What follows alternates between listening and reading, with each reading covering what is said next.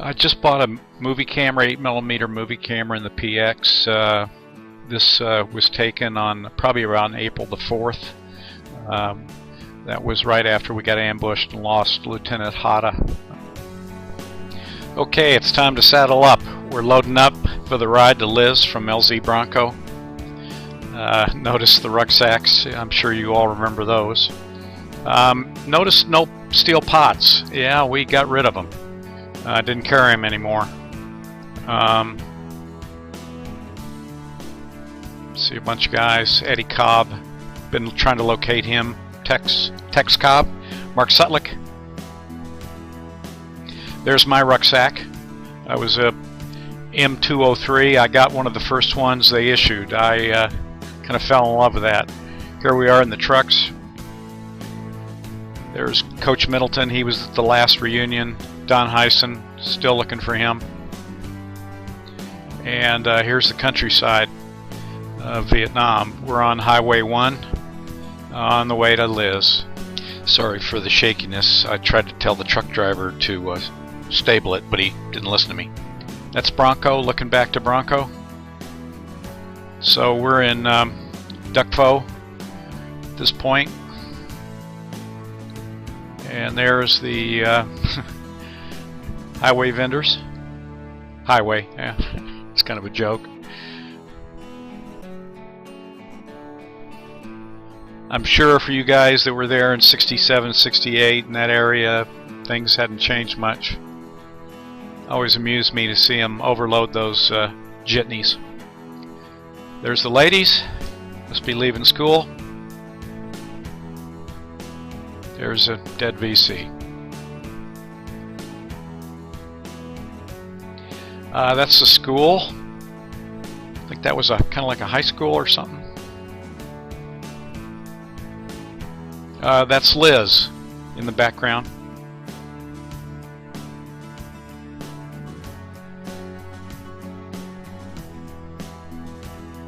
It was actually pretty country. Now you can't forget that. That's the old bombed out or church. Don't know exactly what happened to it, but I've got pictures in 1967. It doesn't look much different. And there's a community, homeowners association, I'm sure.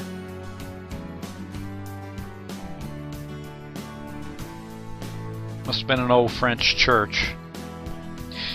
Anyone who served in this AO remembers that church. It's just a landmark. I've gotten guys with videos from 67, 68. They have videos of the church, pictures.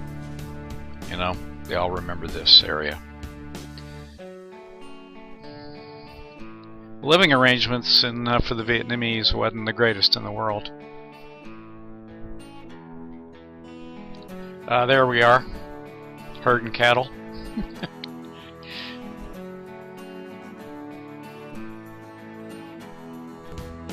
Areas off the road. We must have stopped for some reason. That's the old Arvin military base. That's a joke.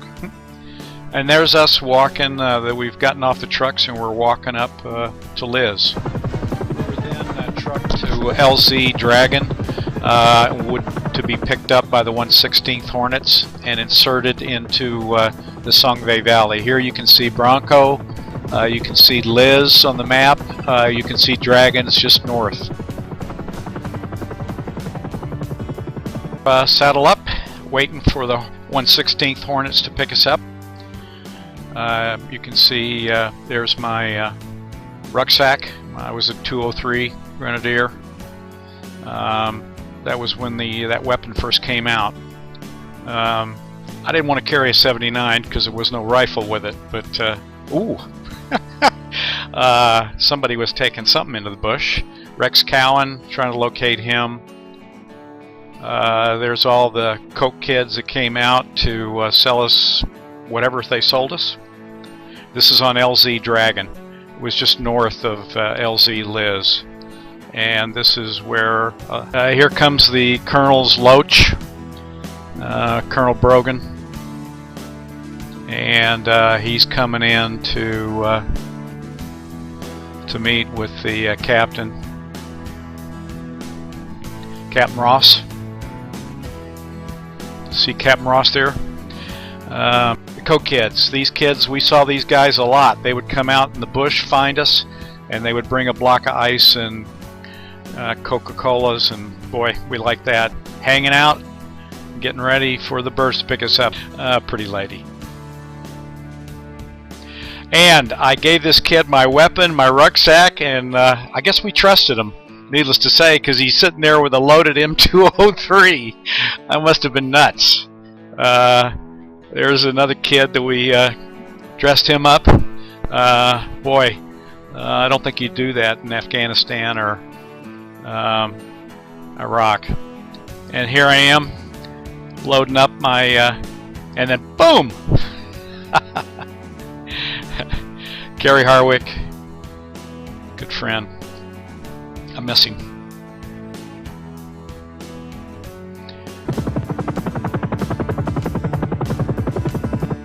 Get on the birds. Well, birds came to pick us up.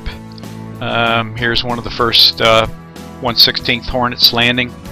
I picked up all my equipment, put it on, got the camera in the right hand and my 203 in the left hand, and I'm running to the bird.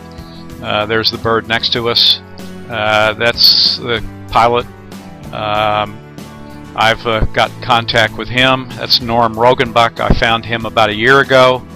I called him and had a good buddy of his, Willie Payton, on the phone that was looking for him, and I got those two guys together. We're lifting off. I got my legs hanging out. I got the camera still in my right hand. I'll hold my M203 in the left, and usually you got your hand on something so you don't fall out. There's the Door Gunner's M60 machine gun. We're just on a lazy ride. And there's one of the birds behind us. Couple in front. That's OP Frag. I was actually, first platoon was there for about a month, I think back in January or February. It was actually a great place because we kind of had beds.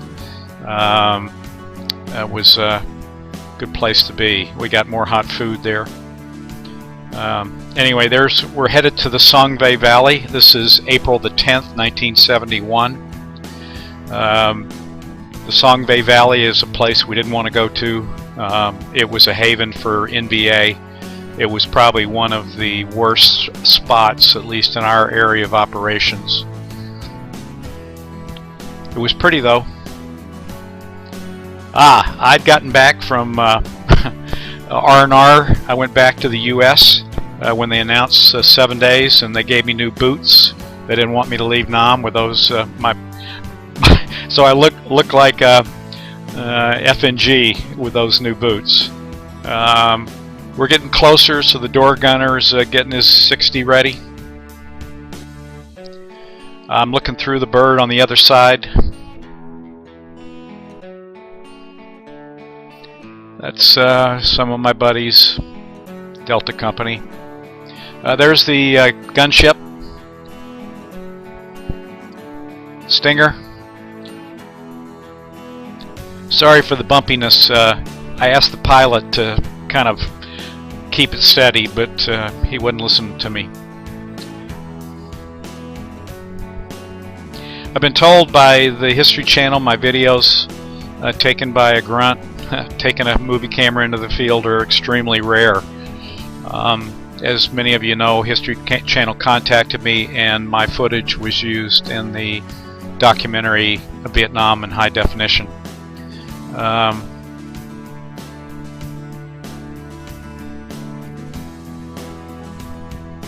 Got back from Vietnam, threw everything in the closet, and for 30-something years I blocked it all out, and was lucky I found them.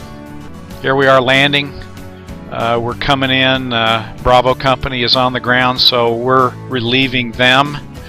And the objective was the next day that we would go up the hill where Alpha Company was located, and we would relieve them also.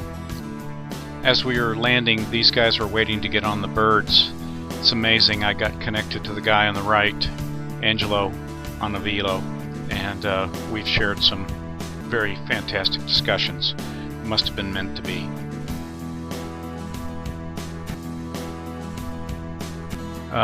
They were scheduled to go on stand down. There's Bravo Company leaving. Another gunship.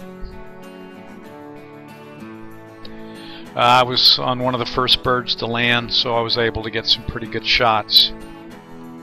There's another formation ready to come in. Here's a couple birds getting ready to land. Fortunately, it was a cold LZ, so they must have rattled everybody. There was a lot of artillery and gunships going in before we landed, just to make sure that we didn't get ambushed. Here's a bird landing, and LTD, Lieutenant Tony DiCamilio, is there giving me the peace sign. He's a great officer. We loved him. I've got in touch with him. I can't seem to get him to come to the reunions, but maybe in the next 2 years, hopefully he'll see these videos and he will come. Now, he's a photographer up at Yale University, and you gotta appreciate this stuff. See the red smoke?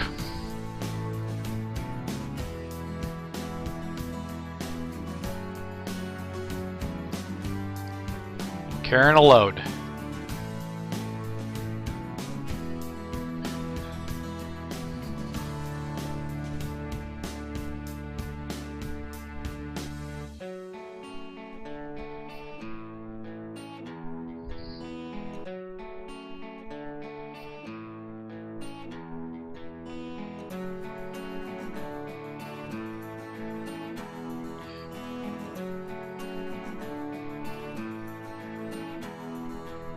Lifting off the birds.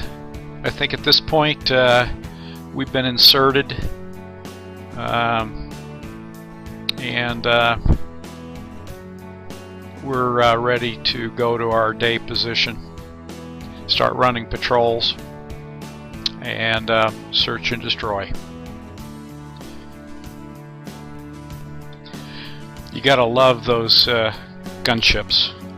When you needed them, they were there, and they could make the enemy run pretty damn quick.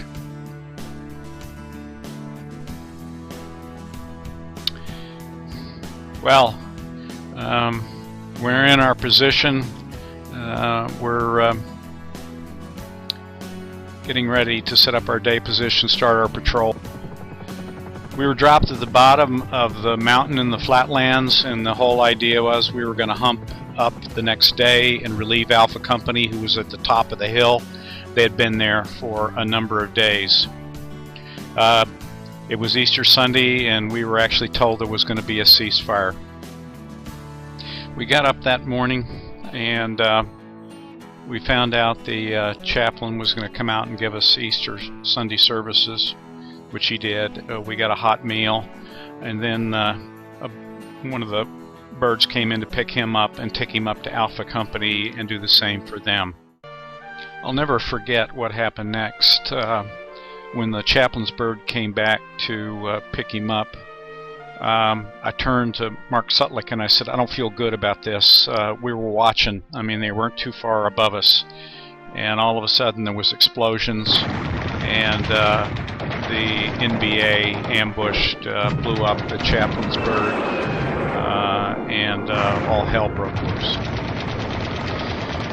Dolphin 21, that was the chaplain's bird, was hit by either a M79 or an RPG, and the men of Alpha Company courageously assisted the crew and passengers as it exploded 5 times. The attack was extremely well coordinated.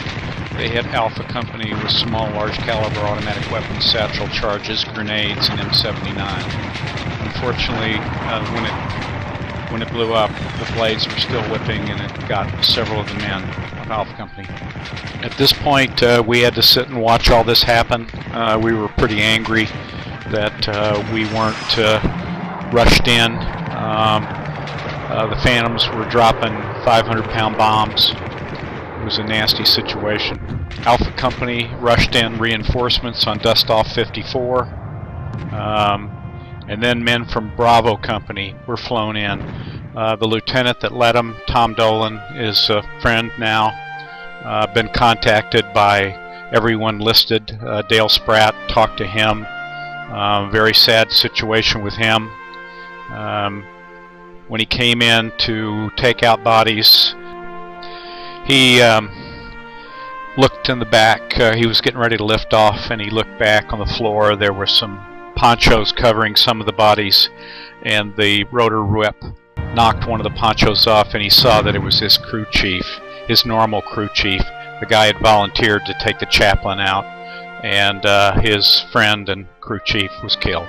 Because I posted these videos in tribute on YouTube, they've been seen by over 2.5 million people, and a lot of people that were involved that day found the videos, watched them, and got in contact with me. One in particular was the captain of the chopper that was shot down.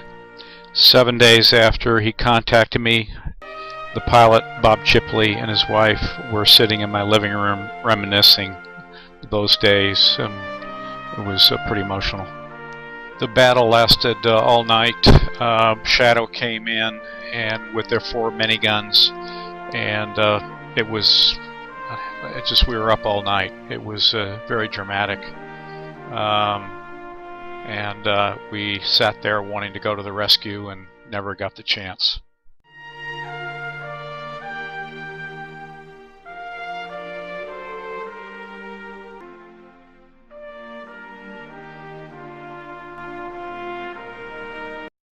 Been contacted by everyone listed. Dale Spratt, talked to him. Very sad situation with him. When he came in to take out bodies, he looked in the back. He was getting ready to lift off, and he looked back on the floor. There were some ponchos covering some of the bodies, and the rotor whip knocked one of the ponchos off, and he saw that it was his crew chief, his normal crew chief. The guy had volunteered to take the chaplain out, and his friend and crew chief was killed. Because I posted these videos in tribute on YouTube, they've been seen by over 2.5 million people, and a lot of people that were involved that day found the videos, watched them, and got in contact with me. One in particular was the captain of the chopper that was shot down. 7 explained to him how their loved ones were killed, and I felt it was my duty to bring closure to their lives. It was very emotional, though. The film I took that day has been in 4 documentaries. It's really changed my life. I'm focused on finding guys and bringing them together and helping veterans, no matter Vietnam, Afghanistan, Panama, whatever. I would really appreciate it after watching this if you would say welcome home to a Vietnam vet. We never got one, and it's hurt us.